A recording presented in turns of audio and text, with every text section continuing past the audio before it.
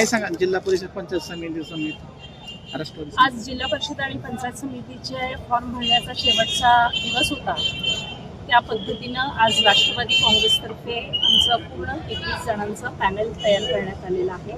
त्याचे फॉर्म अजूनही फॉर्म भरणं चालू आहे आणि आम्हाला विश्वास आहे की राष्ट्रवादी काँग्रेस पक्षाची दौंड तालुक्यामध्ये खूप चांगली परिस्थिती राहील. तर तुमची जी युती झालेली कळते त्याचा काय फायदा दौंड तालुक्यात? नक्की होणार. कारण तुम्ही जर बघितलं असेल की युतीमध्ये काही लोक आमच्यापासून किंवा वरती 2 पक्ष झाल्यानंतर काही लोक आमच्यापासून दूर का गेले होते, तर साहेबांवर श्रद्धा असल्यामुळे गेलेले होते.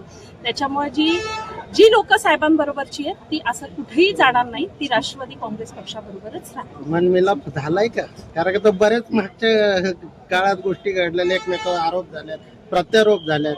वरती समजा घरगुती त्यांचे जरी मनमिलाप झाले तर कार्यकर्त्यांचे झालेत का खाली? नक्की. तुम्ही जर बघितलं तर इतिहास बघितला तर अनेक पक्षांबरोबर अनेक युत्या मागच्या काळात झालेल्या आहे. खरं तर हे राजकारण आहे, त्याच्यामुळं मनमिलन हा प्रश्न उद्भवतच नाही. राजकारणामुळे समोरचा डाव पडेल तसं आम्हाला डावही टाकावं. काही शरद पवार पक्षाचे तालुका अध्यक्ष यांनी हाती कमळ घेतले अशी चर्चा, काय सांगा? असं मलाही ऐकायला मिळालेलं आहे, पण अजून मला कन्फर्म झालं नाहीये. जोपर्यंत कन्फर्म होत नाही तोपर्यंत मी ह्याच्यावर त्याचा काय परिणाम राष्ट्रवादीला पक्षाला काय होईल? मला अजून कन्फर्म झालेलं नाहीये, त्याच्यामुळे मी काही आत्ता उत्तर देणं योग्य राहणार नाही. जिल्हा परिषदेचे 7 आणि पंचायत समितीचे 14 असे उमेदवार आपण उभे केले.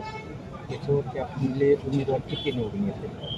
तुम्ही जर बघितलं असेल की मागच्या काळात सुद्धा 17 साली तालुक्याचे आमदार वेगळ्या पक्षाचे होते आणि राष्ट्रवादी काँग्रेस पक्षाने खूप चांगलं यश दौंड तालुक्यात मिळालं होतं. 11 पंचायत समित्या आणि 5 जिल्हा परिषदची सीटं निवडून आली होती.